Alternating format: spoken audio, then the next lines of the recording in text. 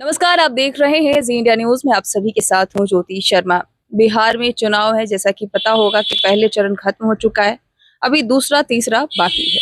लेकिन इस चुनाव से पहले हम जनता के मुद्दों को उठाए, लेकिन अब नेता जो निर्दलीय खड़े हुए हैं उनके लिए बात विचार करना कहीं ना कहीं लाजमी है। इसी बीच हमारे नए प्रत्याशी हैं, आई थिंक पहली बार चुनाव लड़ रहे हैं, और ये काफी जुझारू प्रत्याशी हैं जो पिपरा विधानसभा 17 से मुमताज आलम है। और इनकी कई ख्वाहिशें हैं। ख्वाहिश ये है कि जनता के बीच रह के जनता का काम करना और जनता के लिए मरना और जनता के लिए जीना। पहली शुरुआत है, नवयुवक है।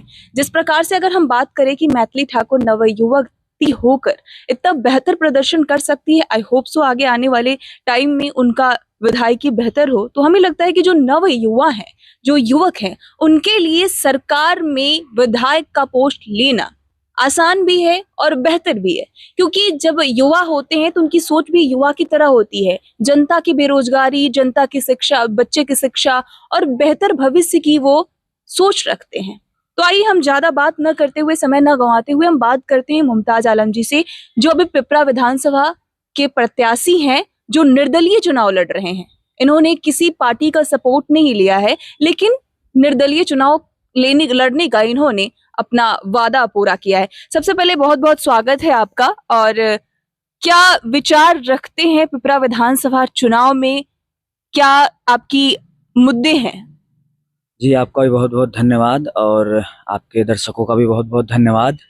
मुद्दे तो बहुत सारे हैं और मैं यहाँ से पहली बात तो ये है कि मैं निर्दलीय प्रत्याशी के रूप में पर्चा मैंने दाखिल तो किया है, लेकिन मैं इंडिपेंडेंट नहीं हूँ। मुझे मेरे पार्टी का समर्थन मिला हुआ है और मैं आज़ाद समाज पार्टी, चंद्रशेखर आज़ाद जी की पार्टी, जिसका एक संगठन भी है हमारा भीम आर्मी, मैं उससे काफ़ी सालों से जुड़ा हुआ हूँ। और चंद्रशेखर जी की जो विचारधारा है, जो हमारी माननीय काशीराम साहब की विचारधारा थी, जो हमारे बाबा साहब जी की विचारधारा थी, उसी को हम लोग आगे ले जा रहे हैं। और जो भी शोषित वंचित समाज जो हमारे हैं, जो दबे कुचले लोग हैं, जिनकी कोई आवाज़ उठाता नहीं है, मैं उसी पर बात करता हूं और उस विचारधारा को लेकर अपने गांव-गांव, घर-घर जा रहा हूं। और उस पार्टी से मुझे समर्थन मिला हुआ है, तो मैं समर्थित उम्मीदवार हूं आज़ाद समाज पार्टी का। और यहाँ जो अपने समस्याएं जो है, वो समस्याएं बहुत सारे हैं, आप गिनते-गिनते थक जाइएगा, लेकिन समस्या खत्म नहीं होगा। पिपरा विधानसभा की समस्या क्या है? सबसे बड़ी जो समस्या है हमारे पिपरा विधानसभा की, वो है चकिया चौक पर जाम की समस्या। वो इतनी बड़ी समस्या है कि रोज वहां से लगभग 10,000 से लेकर 20,000 लोग रोज परेशान होते हैं। और ये सब परेशान किसकी वजह से होते हैं? सिर्फ 50 से 100 लोगों की वजह से। अगर हमारे पिपरा 17 विधानसभा क्षेत्र के जो विधायक जीते हुए थे, अगर वो, या फिर सांसद जी जो हमारे जीते हुए थे, अगर इस पर कोई एक्शन लेते, या फिर वो चाहते कि चकिया चौक पर जाम की समस्या को खत्म किया जाए, तो वो खत्म हो सकता था। और मैंने मेरा जो पैम्पलेट है, जो मैं लोगों के बीच पहुंचा रहा हूं, मैंने उसमें लिखा भी है कि 24 घंटे में अगर आजाद समाज पार्टी के प्रत्याशी, समर्थित प्रत्याशी अगर यहां से जीतते हैं, तो 24 घंटे में चकिया चौक पर जाम की समस्या को खत्म कर दिया जाएगा। क्या ठोस कदम उठाएंगे? बिल्कुल, जिस तरह से अभी आपने हाल ही में देखा होगा, मैं तो ये बात लगभग 2 सालों से बोल रहा हूं। अभी हाल ही में देखा होगा आपने कि हमारे चकिया की धरती पर माननीय गृह मंत्री जी अमित शाह जी आए थे, और आपने देखा होगा कि उस दिन 1 मिनट का भी जाम नहीं लगा चकिया चौक पर। और मैं यही बात बता रहा हूं, उस दिन हुआ ये कि वो रूट मैप भी नहीं था गृह मंत्री जी का, वो बाहर बाहर ही आए, लेकिन चकिया चौक पर जाम इसलिए नहीं लगा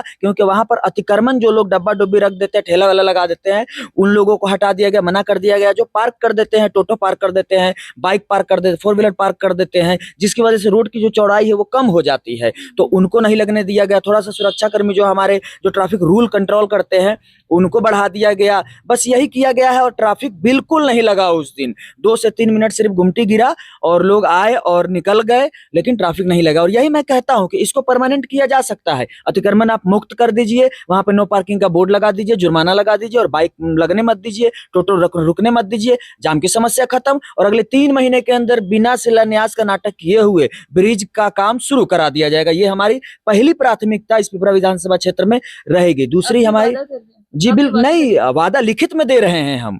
हम लिखित में दे रहे हैं, क्योंकि ये तो वादा भी लोग नहीं कर रहा है। जितने भी लोग चुनाव लड़ रहे हैं वो उनको तो पता भी नहीं है कि पिपरा 17 विधानसभा क्षेत्र में क्या क्या मुद्दे हैं और किन मुद्दों पर चुनाव लड़ना चाहिए। ये लोग सिर्फ हिंदू मुसलमान, जाति धर्म, पार्टी, प्रदेश के नेता या फिर राष्ट्र के नेता को देख रहे हैं और बस उन्हीं के नाम पर वोट मांग रहे हैं। लेकिन होना ये चाहिए था, हम लोग युवा लोग हैं और हमारे जितने भी युवा साथी जो इस वीडियो को देख रहे हैं उनको सोचना चाहिए कि हमें क्या चाहिए। एक विधायक, एक सांसद से, एक नेता से क्या चाहिए हमें। हमको अच्छा हमारा रोड होना चाहिए, अच्छा नाला होना चाहिए, व्यवस्था सही होना चाहिए, घुसखोरी नहीं होना चाहिए, बस यही सब चाहिए। स्वास्थ्य व्यवस्था, शिक्षा व्यवस्था, ये सब सुधार में होना चाहिए। लेकिन यही सब तो नहीं हो रहा है। आप, हमारा एक मेहसी प्रखंड है, वहाँ एक डिग्री कॉलेज नहीं है।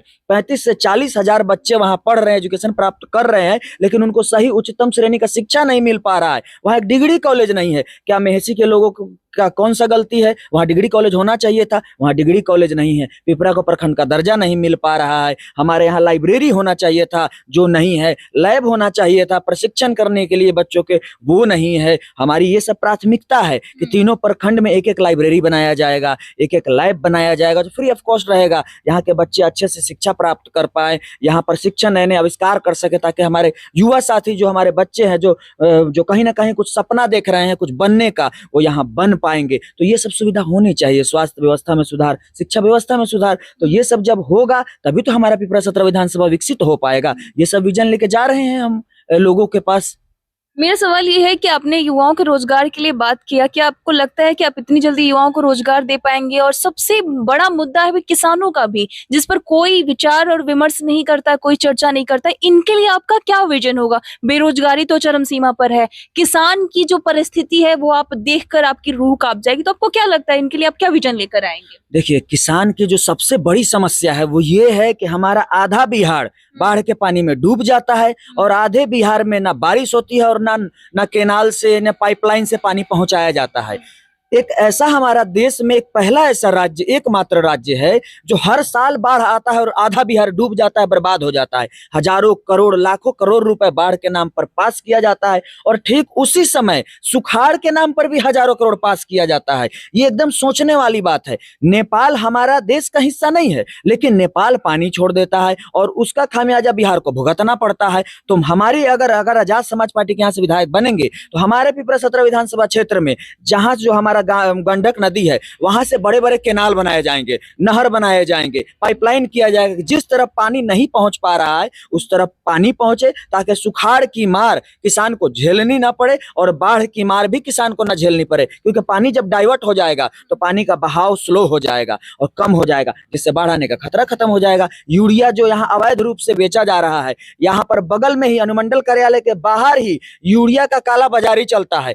कोई उस पर ध्यान नहीं देता। सारे अफसर आते हैं, नेता मंत्री विधायक सब आते हैं, लेकिन किसी को कोई चिंता नहीं है। यूरिया मिलता नहीं है लोगों को, और वही जब 1000, 2000, 3000 रुपए दीजिएगा तो आपको चुटकी भर में मिल जाएगा। जो किसानों का हक है वो किसानों को नहीं मिल पा रहा है, जो जनता का हक है वो जनता को भी नहीं मिल पा रहा है। तो ये लोग जीतते क्यों है ये समझ में नहीं आता। इसलिए युवाओं को चाहिए कि अब युवाओं की सरकार बनाइए और युवाओं को विधायक बनाइए। नई सोच, जो ऊर्जा ले, नया विजन लेकर आए हैं, उनको आप बनाइए ताकि क्षेत्र का विकास हो सके। अब जीतने की बात की है, जीतने के बाद तो सभी नेताजी वैसे जनता को भूल जाते हैं, ये कहने की बात नहीं है। तो अगर आप जीतते हैं तो जनता से जनसंवाद बरकरार रखने के लिए क्या कुछ करेंगे? देखिए, जनता से संवाद हमारा लगा रहता है। हम लोग जिस पार्टी, जिस दल से आते हैं, वो पार्टी और वो दल हमारा इसीलिए जाना जाता है। भीम आर्मी संगठन और आजाद समाज पार्टी के लोग इसीलिए पहचाने जाते हैं कि बिहार में हो या देश में हो, अगर कहीं कोई घटना घट जाती है, कोई मामला हो जाता है, तो पुलिस से पहले जो दल और जो संगठन पहुंचता है उसका नाम भीम आर्मी और आजाद समाज पार्टी है। तो हम लोग जन्मे ही है जनता के बीच में। हम लोग गरीब परिवार से आते हैं, शोषित, वंचित, दलित समाज, मुस्लिम समाज से हम लोग आते हैं, और हमारी संगठन और हमारी पार्टी इसीलिए जानी जाती है। तो हम लोगों को जनसंवाद के लिए कोई नया योजना लाने की जरूरत नहीं है। हम लोग ऑलरेडी जनता से जुड़े ही हुए हैं, और जनता के दिलों और दिमाग में सबसे पहले अगर कोई नाम आता है तो वो भीम आर्मी आजाद समाज पार्टी का आता है, चंद्रशेखर आजाद जी के सिपाहियों का आता है। तो हम लोग तो उस पर खड़ा उतरे हुए हैं, कोई नया योजना बनाने की जरूरत नहीं है हम लोगों को। अच्छा, आप जीतते हैं तो सबसे पहली प्राथमिकता जनता के लिए क्या हो? सबसे पहली समस्या जो प्राथमिकता जो समस्या जो हमारा है वही होगी हमारी कि चकिया चौक पर जो जो हम लोग जाम की समस्या में फंस रहे हैं, उस जाम की समस्या को खत्म कर दिया जाएगा। इब्राहिमपुर एक घाट है हमारा, इब्राहिमपुर घाट पर पुल का निर्माण होना चाहिए। तेतरिया पिपरा को प्रखंड का दर्जा मिल जाना चाहिए। मेसी में डिग्री कॉलेज बन जाना चाहिए। ये सब होना चाहिए। हर प्रखंड में अगर हमारे तीनों प्रखंड में 3 अगर लाइब्रेरी बन जाते हैं जहां 1-1 हजार बच्चे बैठकर पढ़ सके सुकून से, तो कितना अच्छा होगा। हमारे यहाँ लगभग 1,50,000 यानी 1.5 लाख बच्चे पढ़ने वाले हैं पिपरा 17 विधानसभा क्षेत्र में। ये पूरा डेटा है मेरे पास, किसी प्रत्याशी को तो पता भी नहीं होगा। क्या आप 3,000 बच्चों के लिए लाइब्रेरी नहीं बना सकते हैं? आपको कोई नया योजना लाने की जरूरत नहीं। सरकार के पास ऑलरेडी योजना है, और ये अगर योजना नहीं भी है तो विधायक अपने फंड से भी कर सकता है। ज्यादा से ज्यादा 50 लाख से 1 करोड़ का खर्चा है, वो आप कर सकते हैं। रोड नाली गली नहीं होगा चलेगा, लेकिन शिक्षा होना चाहिए। अगर शिक्षा होगा आपके पास तो आप सब कुछ हासिल कर सकते हैं। तो शिक्षा पर आप ध्यान दीजिए। सरकार ध्यान नहीं दे रही है। सरकार सिर्फ फंड पास करती है, लेकिन फंड वो बच्चों को मिल नहीं पाता है। सिर्फ लालच दे देते हैं आप कि भाई इतना पैसा मिल जाएगा, लेकिन शिक्षा व्यवस्था में सुधार आप नहीं कर पा रहे हैं। शिक्षा व्यवस्था सुधार होनी चाहिए। एक लैब बनाने का हम लोग कह रहे हैं।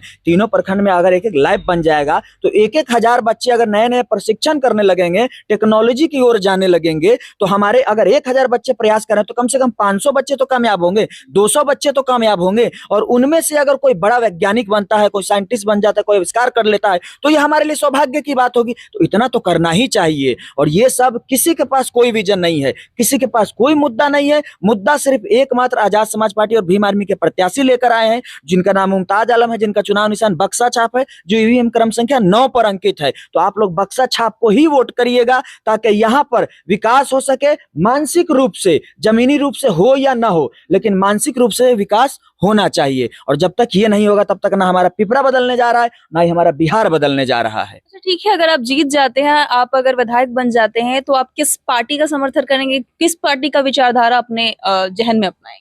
देखिए, हम सेकुलर लोग हैं, और हम लोग जहां हमारी जनता हमको जिताकर जिस तरह से भेजेगी, हमारे ये जनता का फैसला होगा। और हम आजाद समाज पार्टी के समर्पित उम्मीदवार हैं और समर्पित हम कार्यकर्ता है।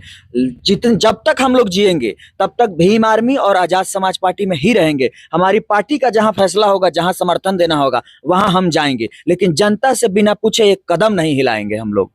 इस बार लगता है कि चुनाव में पूरे एकदम अडिग होके खड़े हुए हैं। बिल्कुल, लोग दल से थक चुके हैं। जितने भी ये दल हैं, ये लोग 2-2 करोड़, 3-3 करोड़, 5-5 करोड़ देकर टिकट खरीदते हैं। ये लोग राजनीति को धंधा बना दिए हैं। अगर कोई 5 करोड़ रुपए लगाकर विधानसभा का चुनाव लड़ रहा है, तो यकीनन वो 50 करोड़ कमाने की क्षमता रखता है। जो लोग चंदा मांगकर 10 रुपया, 20 रुपया, 50 रुपया, हमारे जैसा लोग आजाद समाज पार्टी भीम आर्मी के लोग अगर चंदा मांगकर चुनाव लड़ रहे हैं, वो तो जनता के पैसे से लड़ रहे हैं। तो जनता के पैसे से चुनाव लड़ने वाला जनता का काम करेगा, जनता के सवालों का जवाब देगा। जनता जो सवाल लेकर घूम रही है इतने सालों से, जो विकास का काम नहीं हो पा रहा है, भ्रष्टाचार नहीं खत्म हो पा रहा है, उस पर हम लोग बात करेंगे और काम करेंगे, क्योंकि जनता के पैसे से मिला है तो जनता का ही काम होगा। आपका कौन सा ऐसा अनुभव है जो आपके क्षेत्र को बेहतर करने में योगदान देगा? देखिए, एक्सपीरियंस, अनुभव इंसान अगर पूरी जिंदगी भी गुजार देता है तो बहुत सारी चीजों का नहीं हो पाता है। और कुछ लोग जो है वो बहुत कम समय में समझ बूझ लेते हैं कि किस रास्ते पर हमको सही से जाना चाहिए।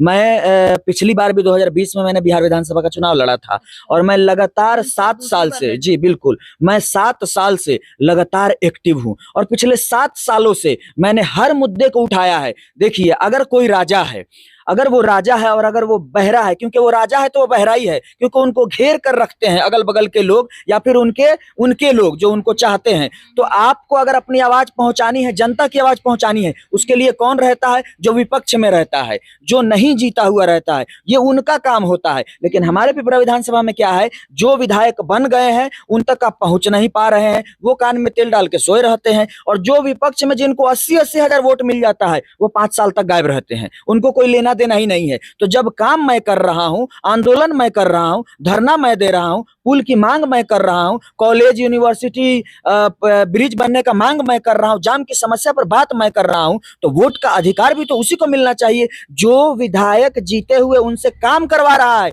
जबरदस्ती। आपने देखा होगा, सांसद जी 2024 के लोकसभा चुनाव से एक दिन पहले, यानी जिस दिन आदर्श आचार संहिता लगता है, उसी दिन आकर चकिया चौक पर शिलान्यास कर देते हैं। मैंने उसी दिन मीडिया के माध्यम से और वीडियो बनाकर कहा कि सांसद जी झूठ बोल रहे हैं, आचार संहिता लगने के बाद अब कोई नया काम नहीं कर सकते हैं। ये रूल्स है चुनाव आयोग का, चुनाव आयोग पर इस पर ध्यान नहीं दे रहे। और मैंने लेटर भी जारी किया, कंप्लेन भी किया कि सांसद जी का नामांकन रद्द होना चाहिए, लेकिन मैं तो छोटा लोग हूं, हम गरीब लोग हैं, हम लोग वहां पहुंच नहीं पाए। उसके बाद मैंने यह भी कहा था कि जैसे ही विधायक का चुनाव आएगा तुरंत विधायक देखिएगा फिर शिलान्यास करेगा, और हुआ भी वैसा ही। जैसे विधानसभा का चुनाव आया, आदर्श आचार संहिता लगने से एक आध दिन पहले फिर से शिलान्यास कर देते हैं। तो जो काम 30 सालों में सांसद जी नहीं कर पा रहे हैं, जो काम विधायक जी 10-15 सालों में नहीं कर पा रहे हैं, आपको लगता है कि चुनाव से एक दिन पहले शिलान्यास कर दिए हैं, झूठा शिलापट लगा दिए हैं, तो ये जाम की समस्या खत्म हो पाएगी? ये नहीं हो पाएगी। इसलिए पिपरा 17 विधानसभा के क्षेत्र की जनता, आप लोगों से हमारा निवेदन है कि आप